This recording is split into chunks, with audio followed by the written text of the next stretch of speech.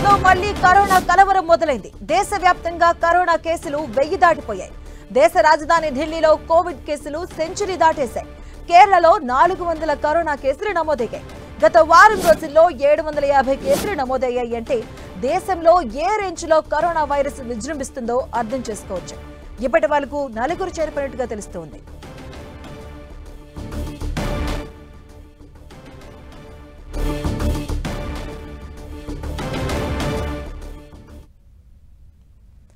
దేశంలో కరోనా కేసులు విజృంభిస్తున్నాయి.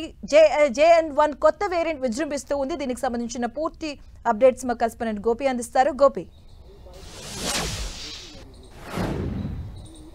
మాధవి, మరొక మారు భారతదేశంలో కరోనా కేసులు పెరుగుతూ ఉన్నాయి. కొంత ఆందోళన కలిగిస్తున్న విషయం అయినప్పటికీ ఈ కేసుల ద్వారా ప్రాణాలు ఎక్కువగా పోకపోవడంతో కొంత ఆందోళన చెందాల్సిన అవసరం లేదనేది కూడా చెప్తున్న పరిస్థితి అయితే ఉంది. అయితే కొంత స్వీయ నియంత్రణ, గతంలో ఏదైతే కోవిడ్కి సంబంధించిన నియమాలు ఉన్నాయో వాటన్నిటిని కూడా పాటించాల్సిందిగా కూడా ఆయా రాష్ట్రాలకు కూడా భారత ఆరోగ్య శాఖ కొన్ని హెచ్చరికలు కూడా జారీ చేయడం జరిగింది. దేశ రాజధాని ఢిల్లీలో 100 కేసులకు పైగా నమోదవ్వడం జరిగింది. దేశవ్యాప్తంగా కూడా కేరళలో అత్యధికంగా కేసులు నమోదవుతున్నాయి. దేశవ్యాప్తంగా కూడా ఆయా కొన్ని రాష్ట్రాలలో కేసులు ఇంకా నమోదవుతున్నాయి. అయితే ప్రస్తుతం ఆందోళన చెందాల్సిన అవసరం లేదంటూ కూడా చెప్తున్నారు. ఇటు తెలుగు రాష్ట్రాల్లో కూడా కోవిడ్ కేసెస్ పెరుగుతున్నాయి. హైదరాబాద్ లో గాంధీ ఆసుపత్రిలో కూడా ప్రత్యేక వార్డును కూడా ఏర్పాటు చేశారు.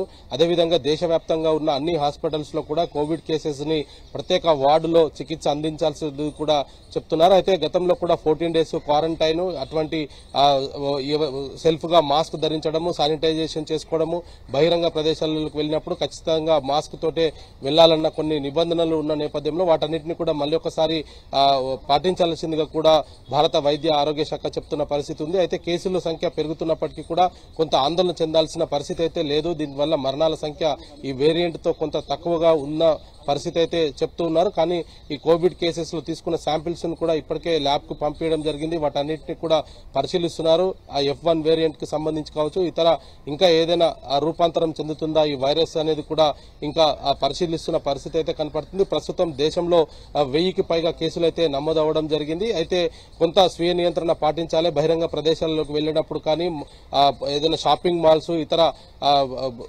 జనాలు ఎక్కువగా ఉన్న ప్లేసెస్ కి వెళ్ళినప్పుడు మాత్రం ఖచ్చితంగా స్వీయ నియంత్రణ పాటించడము, కర్రచలనాన్ని బంద్ చేయడం లాంటి కొన్ని సూచనలు కూడా చెప్తున్న పరిస్థితి ఉంది. అయితే గత 2-3 వేరియంట్లను కూడా భారత్ సమర్థవంతంగా ఎదుర్కోవడం జరిగింది. కోవిడ్ మొదటి వేరియంట్ నుంచే భారత్ లో కొంత స్వీయ నియంత్రణకు సంబంధించి కావచ్చు, కొన్ని గైడ్ లైన్స్ తోటి సెకండ్ వేవ్, థర్డ్ వేవ్ లో కూడా కొంత ప్రాణ నష్టాన్ని నివారించుకోగలిగాము. అదేవిధంగా ఇప్పుడు కూడా ఈ కరోనా వైరస్ ని పూర్తిగా భారతదేశం నుంచి ఇంకా వెళ్లగొట్టే పరిస్థితి లేదు. కాబట్టి ఖచ్చితంగా ఎవరికి వారు మాత్రం ప్రస్తుతం స్వీయ నియంత్రణ పాటిస్తూ ఈ యొక్క వ్యాధి వ్యాప్తి చెందకుండా ప్రజలు జాగ్రత్త తీసుకోవాలనేది మాత్రం భారత ఆరోగ్య శాఖ అయితే ప్రస్తుతం చెప్తున్న పరిస్థితి అయితే కనపడుతుంది.